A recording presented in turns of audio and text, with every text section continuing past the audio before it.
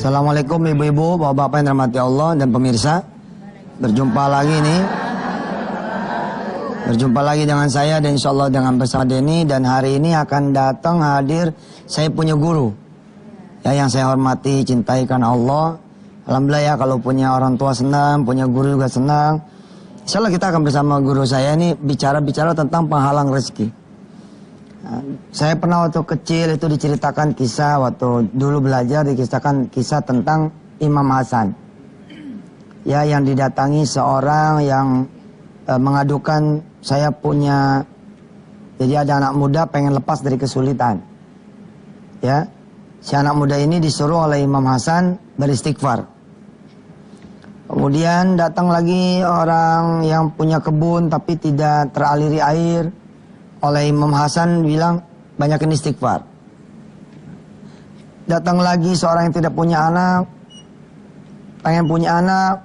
Oleh Imam Hasan dibilang lagi, istighfar. Banyak lagi kesusahan dan permasalahan ya pemirsa. Oleh Imam Hasan ya disuruh beristighfar. Anak muda yang melihat jawaban dan mendengar jawaban dari Imam Hasan bertanya sama Imam Hasan, ya Imam, kok semua jawabannya disuruh istighfar sih? Apa jawaban sang imam? Ya, karena yang menghalangi semuanya adalah dosa kita. Subhanallah. A'udzu billahi minasyaitonir rajim.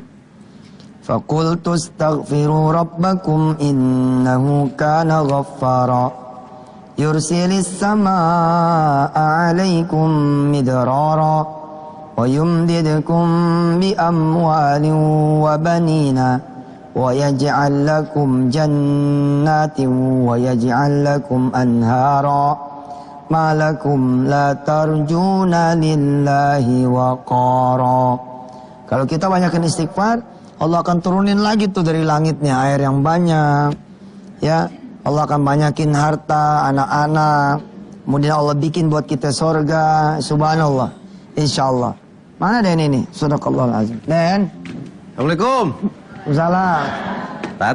Guru aneh yang jemput siapa? Oh ada. Ada jemput. Udah saya. Subhanallah. Mantap. Ada tamu kita lagi hari ini. Kita simpen dulu Tat. Oh mantap, gitu. Cerita-ceritanya hebat. Siap. Saya mau nanya dulu dong. Rezeki tuh kayak keran juga Tat. Kadang ada yang mampet, ada yang moncor. Iya. Moncor mah buang air dong. Maksudnya moncor lancar Tat, keluarnya banyak gitu. Iya. Itu penghalangnya dosa Tat. Kenapa sih Tat? Allah nggak ngasih kita orang kaya, semua kan enak Tat, kagak ada yang susah. Nggak, judulnya sih sebenarnya bukan kaya kali ya. Kalau kaya kan jadi relatif ya. Seorang pembantu apa nggak boleh punya rumah di Pondok Indah? Apa nggak boleh punya rumah di Bintaro? Apa nggak boleh punya apartemen? Bahkan dia nggak tahu bayarnya, nggak tahu nyicilnya, tinggal di situ loh. Sebab yang punya bangunin nggak pernah lihat, nggak pernah apa, yang tinggal dia. Apa kata majikannya? Bini bawa situ sekalian rumah gede. Bininya juga dibawa. Anak di sekolahin, mobil dikasih. Tuh. Jadi bukan soal kaya ini sebenarnya, soal siapa yang bisa manfaat. Ya, dan bisa memanfaatkan juga apa yang bisa dimanfaatin. Intinya kan sama-sama tinggal di situ, ngerasain di situ. Iya. Ya, bener itu yang. Nah, kalau kita punya dosa, itu kayak aliran got mampet, sampah mulu isinya. Oh, dosa kita tuh sampahnya tuh Tat. Itu saja sampahnya. Kita bersihin tuh semua, datang lagi tuh rezeki. Nah, sedekah bikin lagi tambah gede salurannya. Mantap deh. Pipanya makin gede. Pipa makin gede. Oh, mantap. Nah, ini juga tamu kita selain bapak guru kita, juga seorang pengusaha Tat. Ya. Pengusaha rezekinya moncor. Alhamdulillah Bu. Kita tanya ntar resepnya apa gitu Bu ya. Jangan kemana-mana, tetap di chatting dengan dia. Allahu Akbar, Allahu Akbar, Alhamdulillah, Alhamdulillah. Tat, ada orang yang pengen beli apa-apa gampang. Ada yang pengen beli apa-apa susah. Hidupnya sempit, kontrakan kalau selonjoran dikit mentok, miring dikit kejedot gitu ya. Itu berhubungan sama yang kita kerjain tuh Tat. Ada dua, ada dia ujian, ada dia azab itu.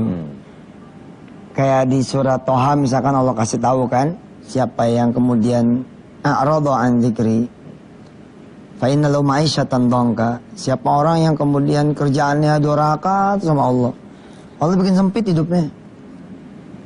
Jangan salah loh, Den. Banyak sekali orang-orang pintar di negeri ini gitu, yang kemudian juga hidupnya susah gitu. Padahal pinter tuh. Padahal pintar, nggak berdaya tuh sama hidupnya gitu.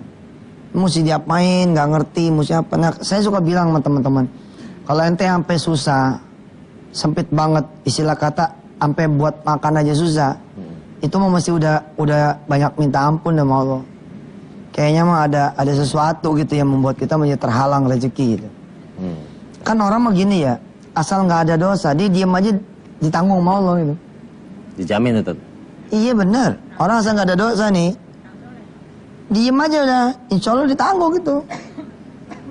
Bagaimana Allah menjamu orang-orang yang berpuasa? Kan Masya Allah, tidak ada orang yang berpuasa kecuali Allah jamu. Dia tinggal masuk masjid aja udah, pokoknya buka puasa dapat aja. Lah itu kan yang jamu siapa? Lewat tangan aja kan, tangannya lewat orang-orang. Tapi sesungguhnya yang menjamu kan Allah. Nah mulai dah orang bikin dosa 1, bikin dosa 2. Apalagi kadang-kadang bikin dosa 1 malah tambah enak hidupnya. Karena ada orang begitu. Bisa, itu dia Tat. Ya pertama saya bilang, ente jangan ngiri sama orang gitu kan. Kan orang suka ngomong gini nih, ngapa sih gue sholat mulu tapi dia nggak sholat, gue susah dia seneng. Pertama gue bilang jangan ngiri, udah bagiannya masing-masing. Yang kedua, ketemu dia lagi ntar 2 tahun, ketemu dia lagi nanti 3 tahun, lo lihat dia minjem duit, nggak percaya. Pokoknya dia datang aja tuh, Assalamualaikum, Waalaikumsalam, Masya Allah, aneh susah. Lah kok susah? Nah, mobil ente 2 ya? Aduh, mobil lagi dicari orang, hilang, aneh masih bayar ansuran. Terus bini, aduh, bini lari. Anak di Cipinang gitu. Bener. Jangan ngelihat sekarang, begitu juga orang beriman. Orang beriman jangan ngelihat sekarang. Kalau orang beriman ngelihat sekarang kadang-kadang ngomongnya begini, gue sholat udah, sedekah gue udah, tahajud gue lakuin, duha gue kerjain, apalagi yang kurang? Jawabannya atuh, lu kurang sabar. Tunggu aja. Tuh. Ngomong sama muridnya aja enak, gimana sama gurunya? Iya benar. Asik. Kita undang, ini dia ustadznya Pak Ustadz Yusuf Mansur. Kita akan berbagi pengalaman orang yang luar biasa. Kiai Haji Saifuddin Amsir. Saifuddin Amsir. Kita manggilnya Abuya, Abuya Amsir. Rabbal baraya astaghfirullah minal khataya. Gimana saya duduk? Iya, sini Pak Kiai.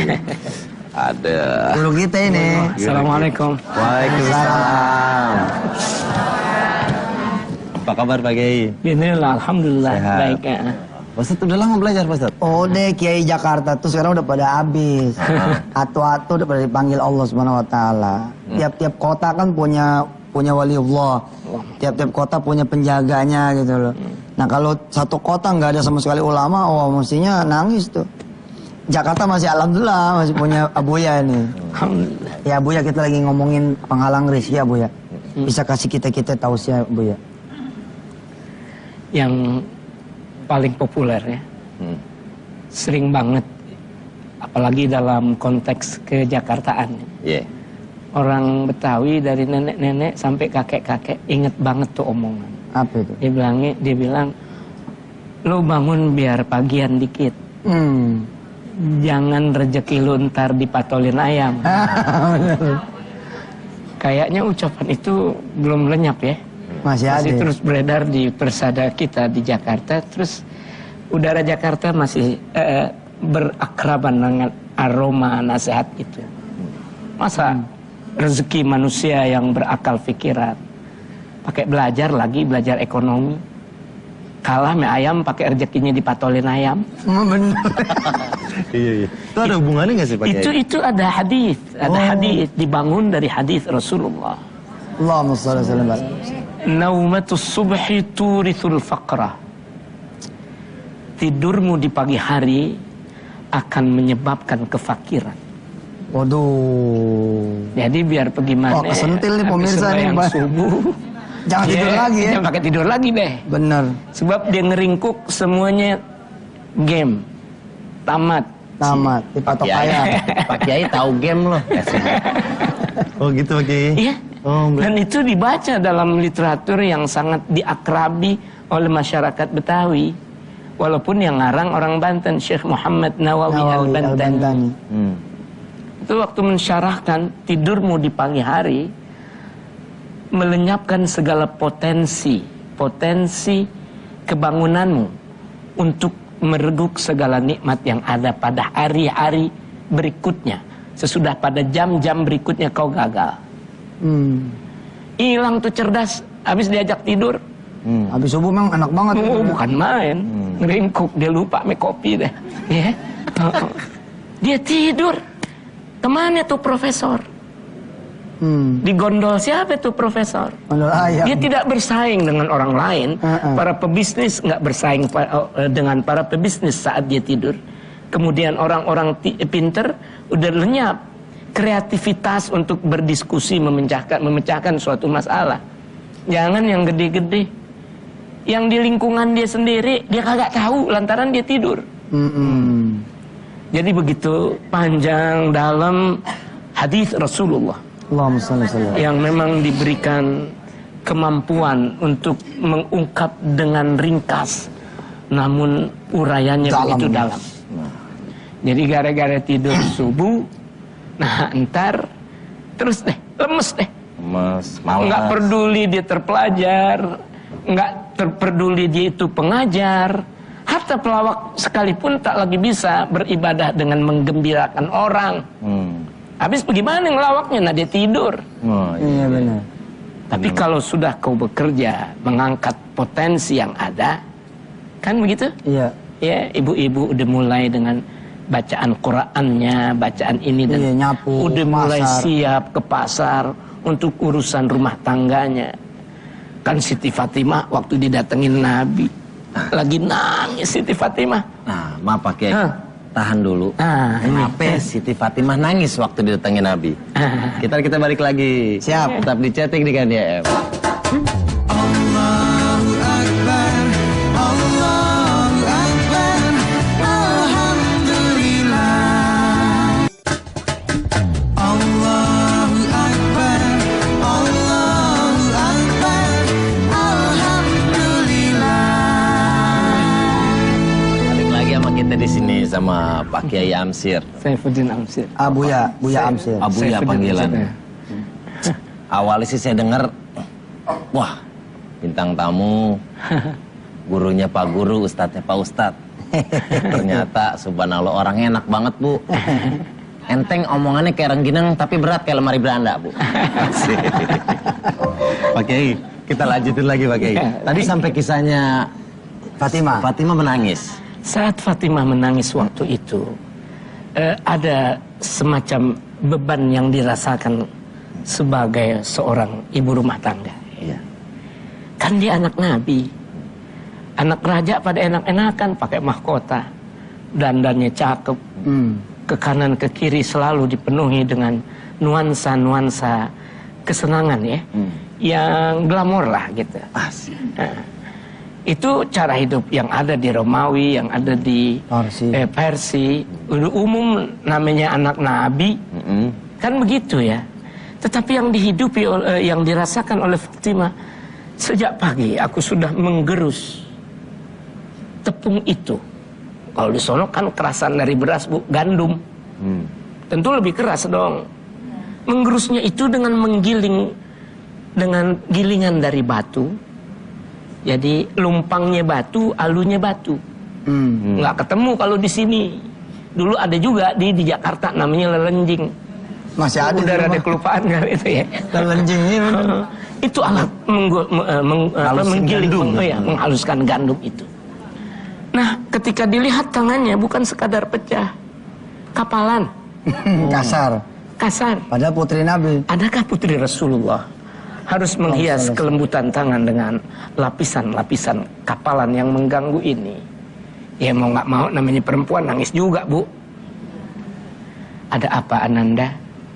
ini ya Rasulullah yang aku punya. Suamiku tak mampu membeli ruha. Itu ruha itu alat numbuk, alat ngegerus yang pada saat itu paling modern. Nabi bilang, bila engkau mau, aku yang berdoa. Alat penggiling tepung itu akan terus menggerus tepung sampai hari kiamat, Fatimah. Masya Allah.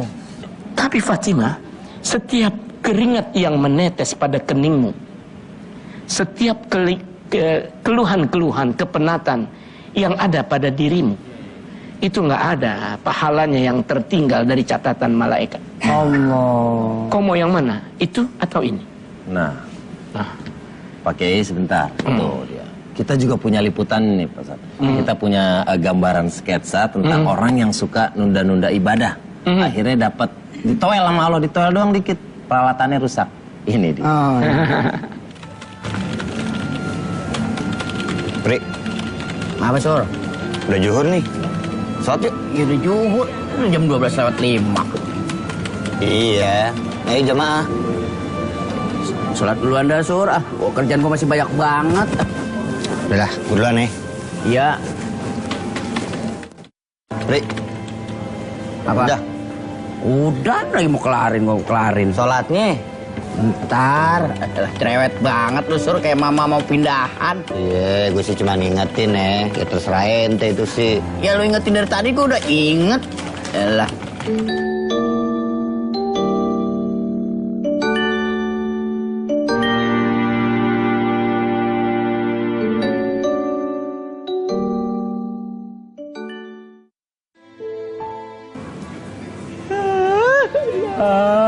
Kerjaan belum selesai, udah mati lagi komputernya.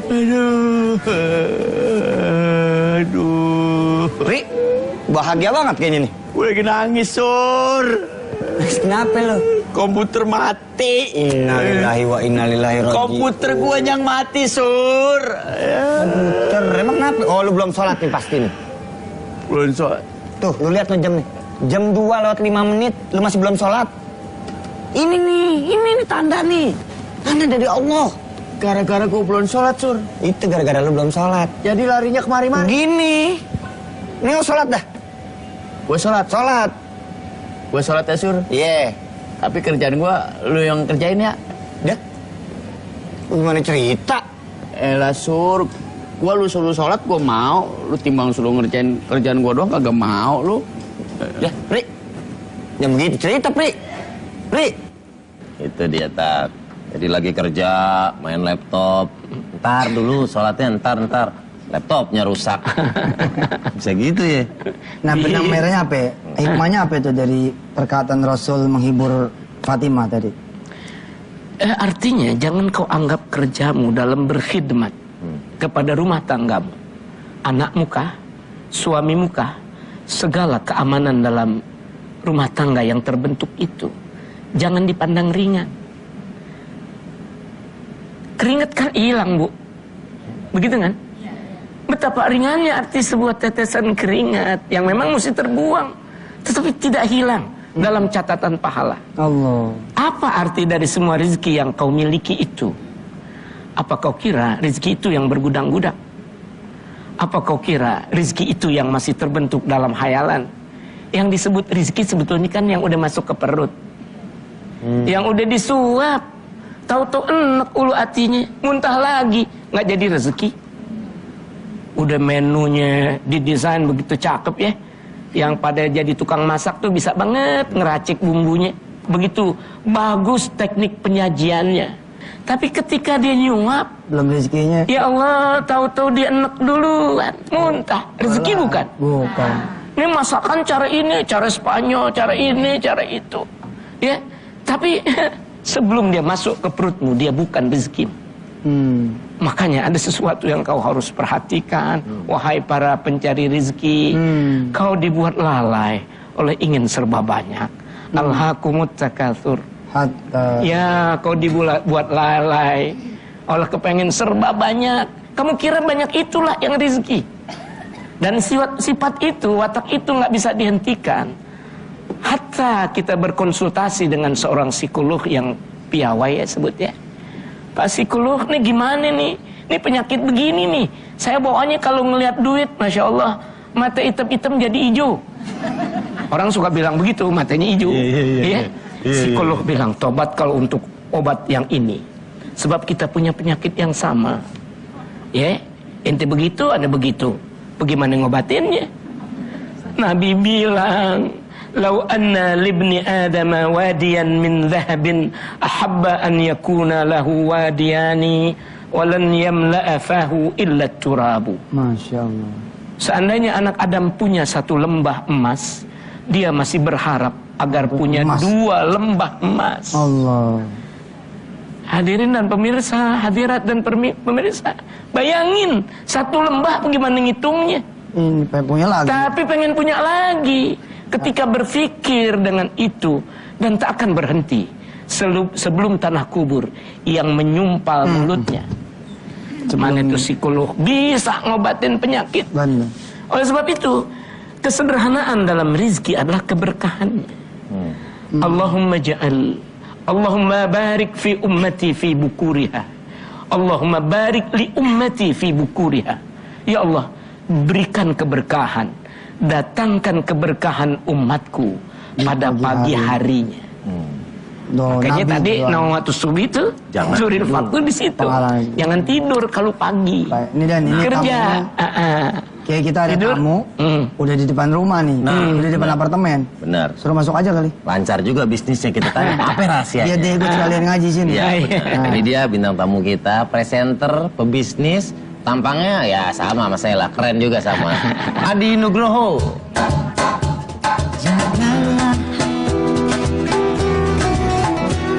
Jagalah hati lentera hidup ini. Ustadz Yusuf Mansur, apa kabar Ustadz? Baik sekali ya. Senang, makasih udah main ke tempat aneh ya. Ya, agak tinggian sedikit sekarang Ustadz Yusuf Mansur ya sebenarnya. Iya. Luar biasa ya. Oh, apa kabar Ustadz? Sehat. Sehat. Tadi. Apa kabar Ustadz? Bercanda nih. Ustadz bercanda. CS. Dia nggak lemes, Ustadz. CS kita CS kan. Saya mau buka franchise dia juga. Ini beliau pedagang juga, Kiai. Alhamdulillah. Bisnis, Pak Kiai. Biar berkah lah. Sebenarnya masih banyak. Udah punya karyawan juga ya. Udah berapa karyawan sekarang? Mungkin hampir 300. Berkah deh. 300 keluarga pegangan di situ. Iya. Benar-benar. Nanti- Lancar semuanya di. Alhamdulillah lagi ibarat bayi lagi lucu-lucunya, lagi imut-imutnya sekarang. Ini Adi Kiai, Ya. Adi Nugroho. Kalau saya acara tablik akbar tuh, kalau Denny halangan, Adi. Oh, Masya Adi halangan, ntar Denny gitu. Nah, kita akan ngobrol-ngobrol sama Adi, sama Pak Kiai juga. Tapi ntar, Tat. Siap. Ya. Jangan kemana-mana, tetap di chatting dengan YM. Allahu Akbar, Allahu Akbar, Alhamdulillah. Allahu Akbar, Allahu Akbar, Alhamdulillah. Adi Nugroho, ya bisnisnya kuliner. Di Jakarta saya sering nongkrong, Tat. Sekarang baru dapat lagi tempat di Bali. Susah tuh dapat di situ. Iya, ya? Di, berbagi dong sama pemirsa. Kenapa ya bisa lancar segalanya? Tadi juga sempat dibahas, habis subuh jangan tidur tuh. Adi ngalamin itu nggak, Di? Untuk habis subuh, terus mungkin duha ya, mungkin ya. Nah itu mungkin juga ada yang mau ditanyain juga. Kalau dulu sih sejujurnya memang rajin, sampai terakhir kurang lebih 2 tahun lalu ya, Pak Kiai. Untuk duha ya, untuk duha. Tapi memang untuk 2 tahun terakhir ini agak kurang kalau untuk duhanya gitu kan. Tapi memang kalau alhamdulillah memang sekitar 2 tahun 3 tahun ke belakang tuh memang rajin wirid gitu kan, rajin wirid terus zikir. Ya alhamdulillah sih ada berasa setelah 2 tahun 3 tahun ini kalau banyak bisnis yang lancar. Nah kalau untuk duha sendiri tuh kurang lebih gimana Ustadz ya kayaknya ya pengaruh ke ininya?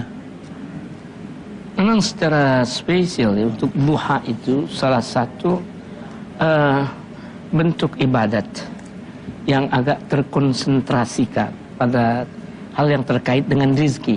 Oh. Alangkah sedapnya gitu bila orang menjadi jatuh tertidur ya pada saat duha itu kan. Nah, tapi dia mengganti tidurnya dengan ibadat. Dalam ibadat di waktu duha ada doa populer. In kana rizqi fis sama'i fa anzilhu Wa in kana fil ardi fa akhrijhu. Wa in kana ba'idan faqarribhu. Wa in kana mu'assaran fayassirhu. Wa in kana haraman fatahhirhu. Itu kan di antara doa-doa yang ada di dalam salat duha. In kana rizqi fis sama, bila dia masih di langit turunkan ya Allah. Bila terbenam di bumi munculkan ya Allah. Bila dia kotor bersihkan ya Allah. Kalau sulit mudahkan ya Allah. Tuh. Berarti kalau misalkan ada orang dia yang kemudian tidak duha, boleh dibilang dia sebenarnya menghilangkan potensi rizki juga ya? Antara lain. Kan semuanya bisa kita lihat dan kaitannya dengan jangan tidur di waktu pagi. Ada doa Rasulullah yang khusus di situ. Keberkahan disebar di waktu pagi. Pagi benar ya, Allah. Baru kau dapat sebentar, tiba-tiba kau tinggalkan dengan relaksasi yang belum tentu benar. Iya benar. Karena waktunya tidak tepat. Pemirsa tuh kan senam juga apa juga kan diatur waktunya kapan kayak gitu loh. Nah ini pada saat itu kita konsentrasi. Makanya Anda udah merasakan hikmah dari sholatul duha, tetapi berduha bukan hanya untuk itu kan itu, tapi bagian-bagian yang insya Allah Allah iringkan pada perlakuan seperti ini adalah hal yang banyak dirasakan orang. Pada siang yang telah tercabut segala potensi-potensi pengembangannya akan menjadi berakhir dengan keparahan. Matamu nggak siap untuk menghadapi siang yang selanjutnya. Kupingmu nggak siap karena semuanya telah kau cabut gitu. Tetapi bila kau sudah mengayun pacul untuk petani kau sudah pergi mengajar untuk guru-guru dan seterusnya, kau telah mempersiapkan semua potensi yang disiapkan Allah pada dirimu. Kayak gitu. Di itu kalau Adi bisa nyuruh karyawan-karyawati pada duha juga mantap tuh di. Wah. 300 orang ngangkat usaha ente. Oh Masya Allah. Sekarang gini ya Den. Ente nyuruh 300 orang yang nggak ente kenal buat sholat duha. Susah loh. Iya. Saya datang nih ke Adi. Saya datang nih sebagai ustadz ke Adi. Lalu saya bilang ke karyawan-karyawan Adi. Karyawan Adi, ente pada sholat duha ya. Itu bisa bilang, iya ustadz. Bisa bilang iya. Padahal belum tentu ngelakuin. Tapi kalau yang punya ngomong, absen lu pada duha ya. Yang nggak duha, dihitung nggak absen. Wah itu pada duha tuh. Seru tuh nih. Boleh. Tapi ikhlasnya gimana Tat? Nggak semua pemaksaan itu dijelek. Kalau ada orang nanti marah, Pak Adi, kok jadi wajib sih sholat duha? Bukannya sunnah. Sholatnya sih sunnah, cuman bapak, mas kerjanya sama saya. Peraturannya begitu. Selesai itu. Cakep itu. Itu bedanya pengusaha tuh Kiai. Bedanya pengusaha sama Kiai, pengusaha sama Ustadz di situ. Faktor daya paksanya tuh beda. Daya pressure. Daya pressure-nya tuh beda, bener. Kalau masih mau ngantor, duha. Kalau enggak, nih surat pengunduran diri. Pintu keluar sebelah situ. Minta keluar. Insya Allah tuh demo dah. Saya atas izin Allah suka sharing sama teman-teman yang ngelola pendidikan. Saya bilang, ente tuh udah punya pasukan. Saudara udah punya pasukan. Kalau pasukan ini kemudian digerakin buat minta, pasti itu akan muncul bangunan apa itu dari dalam bumi atas izin Allah. Nah usaha juga sama. Tapi insya Allah kita break dulu deh. Iya. Ya, nanti kita lanjutin. Iya. Jangan kemana-mana, tetap di chatting dengan YF.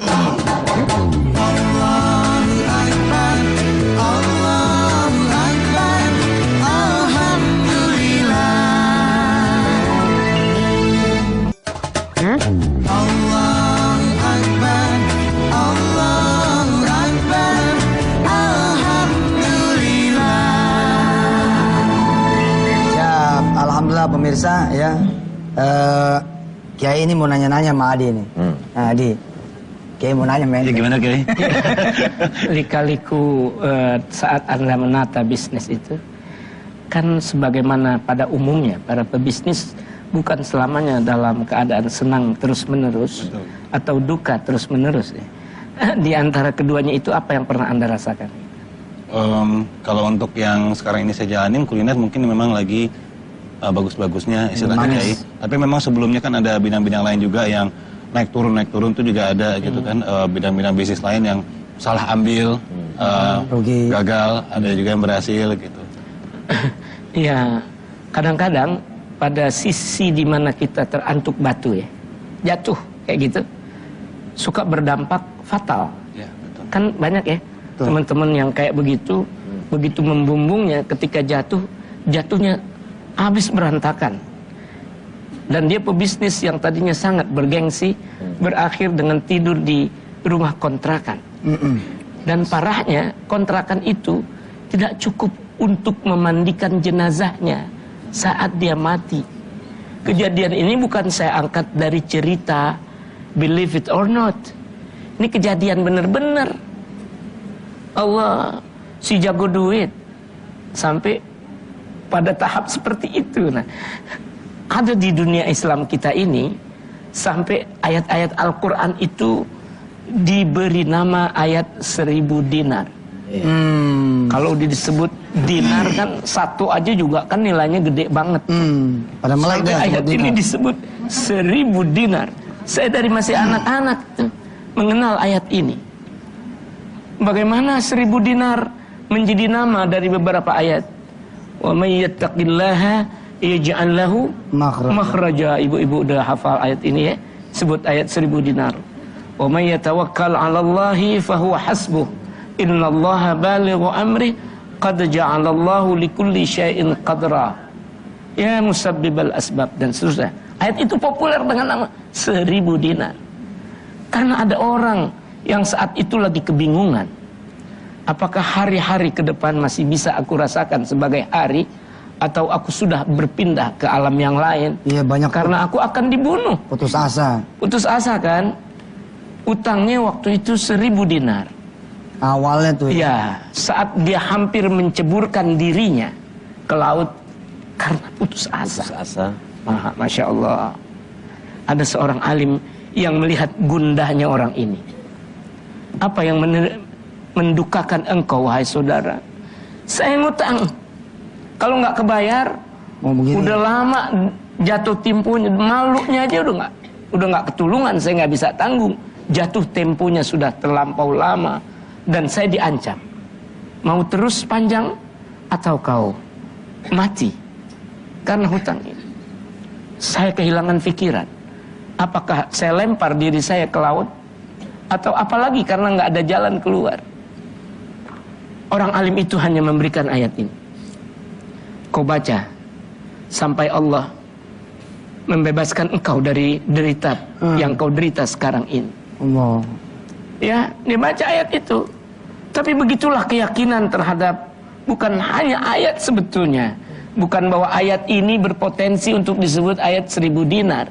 1.000.000 dinar pun potensinya masih cukup kuat ya. Karena di situ ada satu pesan moral. Ada filosofi yang tertanam di balik bunyi ayat. Wa may yattaqillaha yaj'al lahu makhraja. Yang selalu bertakwa kepada Allah, Allah akan memberikan dia jalan keluar. Yang disebut sempit, yang menjepit, menghadirkan keputusasaan, itu nggak bakal dialami oleh orang yang benar-benar takwa kepada Allah. Wa may yatawakkal 'alallahi fahuwa hasbuh. Yang menyerahkan diri hanya kepada Allah, Allah yang akan mencukupi dia. Kenapa orang kaya bisa jadi putus asa? Sebab dia bersandar pada harta. Padahal urusan harta, apakah kecerdasan dia yang mendatanginya? Kan kamu baru dilahirkan aja air susu tuh udah banjir, Bu. Emang tuh anak cerdas? Udah jadi insinyur, udah jadi dokter? Kagak, ngelihat aja belum. Ngedenger juga kagak. Tuh diadanin sih, asal ada masukan-masukan pesan yang menyangkut pada saraf-saraf mereka. Jangan suara setan dulu yang masuk, azan dong yang masuk. Nah kayak begitu. Anak belum punya pengertian, tetapi rahmat Allah segera datang. Jadi yang menghadirkan Ya, cabang-cabang ke Allah tuh dia. Allah, bukan kita sebetulnya. Tapi ayat itu berkata, dan inilah 1000 dinar. Serahkan dirimu kepada Allah, jangan kurang deh ibadat. Jadi sewaktu-waktu ibadat kita juga akan mengganggu. Baik. Kelancaran itu bila itu dikurangi, Kiai. ditinggalkan. Ya. Ini udah berakhir segmennya. Kiai tutup mau doa. Biar kita-kita ini nggak ada punya penghalang rezeki. Amin. Insya Allah. Pemirsa, aminkan doa guru saya ini, Kiai Syafuddin Amsir.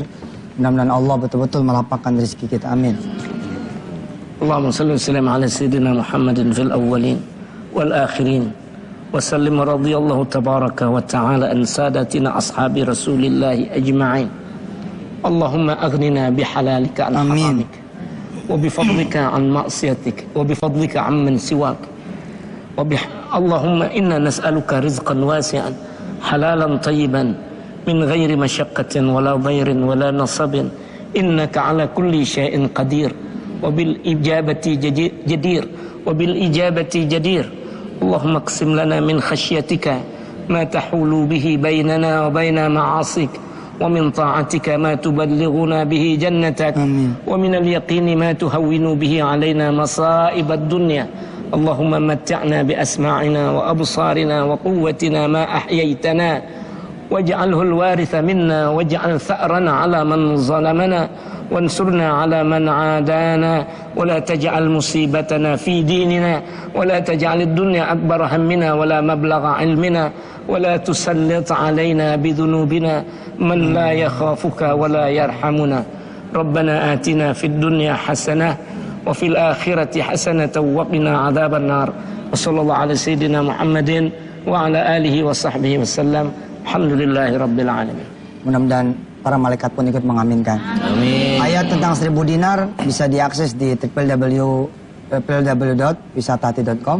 Mudah-mudahan bisa jadi amalan kita bersama. Amin. Ya, silakan Dan. Kita ucapkan terima kasih buat Bapak Kiai Haji Saifuddin Amsir. Saifuddin Terima kasih. Amsir. Makasih Adi. Adi, makasih dia. Masih banyak tuh. Kita jalan-jalan nanti ke Oh iya, warungnya beliau. tempat makannya Siap. Adi. Siap. Terima kasih juga. Kita ketemu lagi besok setiap hari selama bulan Ramadan jam 9 sampai jam 10. Malam Minggu dan malam Senin jam 9 sampai jam setengah 11 dan jam 5 subuh Wisata Hati. Terima kasih juga buat semua yang ada di sini. Saya Denny Cagur dan Ustadz Yusuf Mansur mohon pamit. Assalamualaikum warahmatullahi wabarakatuh. Waalaikumsalam warahmatullahi wabarakatuh. Silakan.